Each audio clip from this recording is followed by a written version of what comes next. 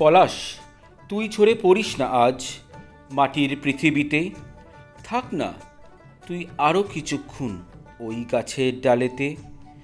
দেখ না কেমন পায়ের তলায় তুই হচ্ছিস ধুলি মাখা।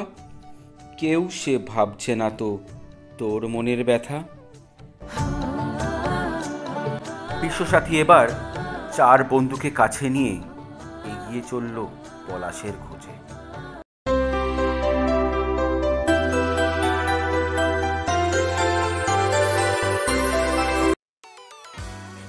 ক্লান্তি, কোলাহল, বিষণ্ণতা যখন আমাদের গ্রাস করতে শুরু করে, তখনই মন ছটফট করে ওঠে এই কনক্রিটের শহরের কোলাহল ছেড়ে দূরে কোথাও চলে যেতে।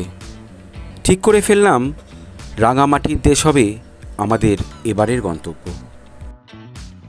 যথারীতি 4 বন্ধু মিলে ট্যুর প্ল্যান সেট করে মিট করলাম আমরা হাওড়া স্টেশনে। 18011 চক্রধরপুর এক্সপ্রেস। হ্যাঁ, আমাদের যাত্রা শুরু হয়েছিল এই এক্সপ্রেস থেকেই। ঢুলুঢুলু চোখ ও শরীরে অফিস ফেরত ক্লান্তি নিয়ে ট্রেনে উঠে চড়ে বসলাম S3 কম্পার্টমেন্টে। হাওড়া স্টেশন থেকে রাত 12:05 এই ট্রেনটি ছাড়ে। আমাদের গন্তব্য পুরুলিয়া স্টেশন থেকে 3টে স্টেশন পর বরাভূম। আগে এই স্টেশনের নাম ছিল বেঙ্গল নাগপুর রেলওয়ে। তবে চলতে চলতে জানিয়ে রাখি, এই চক্রধরপুর এক্সপ্রেস ছাড়াও আপনি হাওড়া রাঁচি ইন্টারসিটি এক্সপ্রেস ধরেও এই বরাভূম স্টেশনে নামতে পারবেন। দেখতে দেখতে পুরুলিয়া স্টেশন ঢুকে পড়লাম। অপেক্ষা শেষ। স্টেশন ছাড়তেই দুপাশে সারি সারি পলাশের বাগান। এতক্ষণে পুরুলিয়া তার রূপ সৌন্দর্যের আসল উপাদান সামনে নিয়ে এলো। এই অপূর্ব সৌন্দর্য উপলব্ধি করতে করতে সকাল 7:14 ট্রেন টাইম টেবিল পেরিয়ে দুপুর তখন প্রায় 12টা ছুঁই ছুঁই, যখন ট্রেন বরাভূম স্টেশন প্ল্যাটফর্ম ছিল।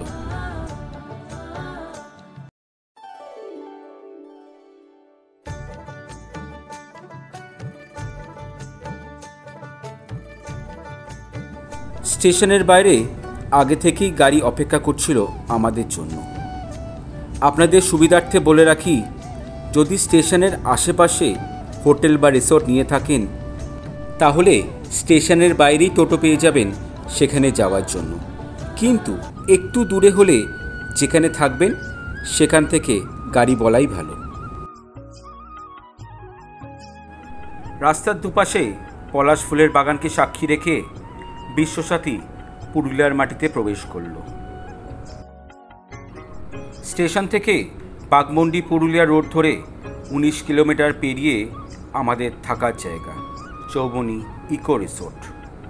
সময় লাগবে প্রায় 40 থেকে 45 মিনিট। রাস্তার পাশে পলাশ ফুলের গাছ দেখে আর নিজেকে ধরে রাখতে পারলাম না। আমরা 4 বন্ধুই নেমে পড়লাম।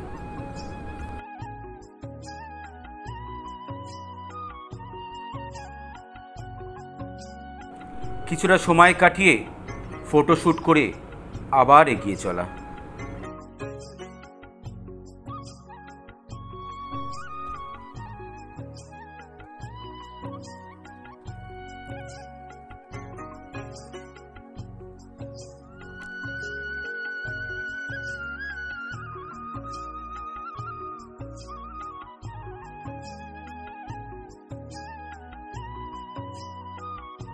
বেশ কিছুটা চলার পর হঠাৎ ড্রাইভার দাদা ডান দিকে একটা সরু মাটির রাস্তায় ঢুকে পড়ল। দুয়ারচিনি ফুটবল মাঠের উপর দিয়ে গাড়ি ঢোকালো শালবনের মধ্যে।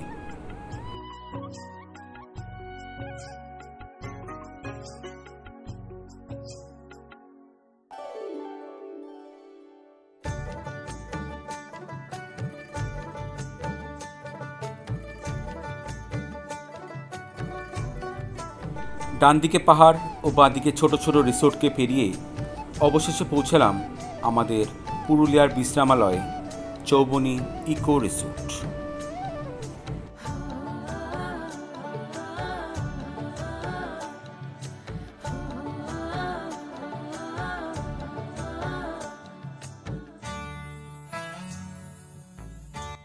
পরবর্তী এপিসোডে আমি এই রিসোর্টের সমস্ত তথ্য আপনাদের দিয়ে দেব, যেমন রুম খরচা, কিভাবে আসবেন, কি খাবেন, কি দেখবেন ইত্যাদি।